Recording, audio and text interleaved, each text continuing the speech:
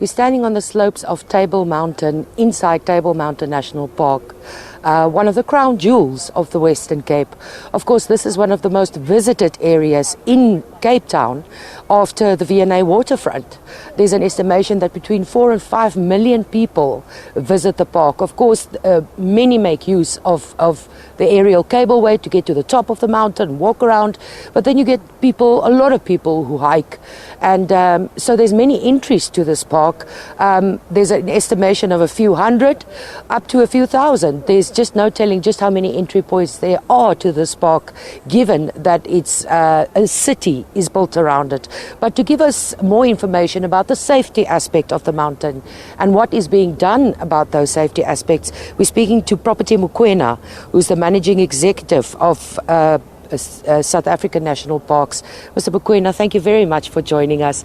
First of all, put us in the loop. How big is Table Mountain National Park? Thank you very much for that. So Table Mountain National Park is 25,000 hectares, and it stretches from either Signal Hill all the way to Cape Point, which is about 50 kilometers in a distance. So it's an urban national park, it's an open access park, which means you can access it anywhere in the town. So you may leave your house, the next thing you are in Table Mountain National Park. That on its own, it's got its own benefits and its own challenges. But from where we see it as SANParks, we look at that as an opportunity, because you've got more eyes, you've got more ears who are watching the park and reporting issues of illegality to SANParks. Of course, there's been robberies at gunpoint. People have been mugged.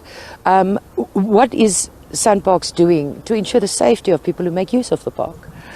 SANParks is hard at work. You will know that Western Cape has launched the safety readiness of the season, and SANParks was part of that. Even today, we've shown you here with our SIM team and our rangers and all our employees to show you that we are ready for the festive season. So we will be deploying one of our helicopters from the Kruger National Park. It will be stationed here for this December and January, and we will make sure that we do patrols and prevent crimes from happening.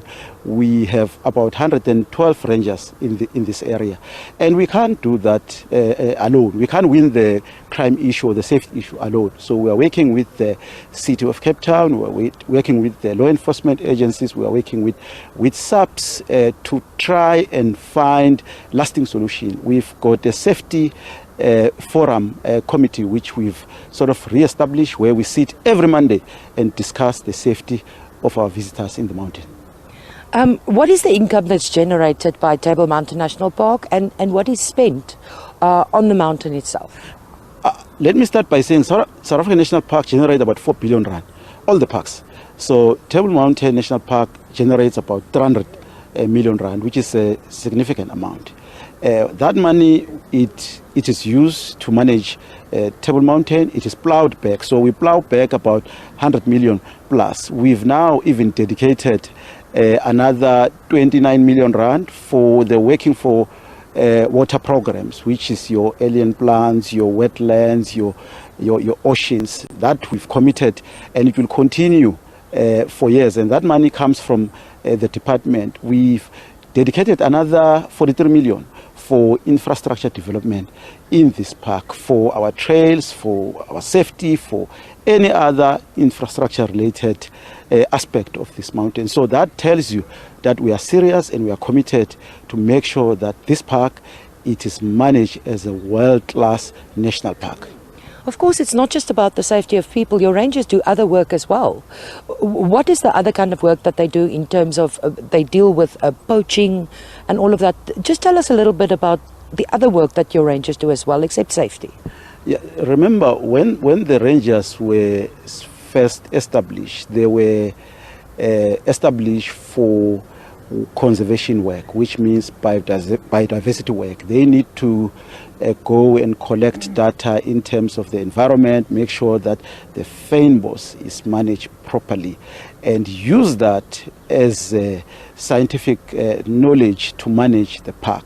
Issues of fire management, it's one of the issues which is a responsibility of rangers, because we use fire as a management tool. You will know that fynbos is dependent to fire, so it needs fire to regenerate or to germinate. So rangers have got a lot of other work apart from dealing with the safety aspects of the mountain. That's why that aspect of safety, we are not doing it alone, we do it with other parties.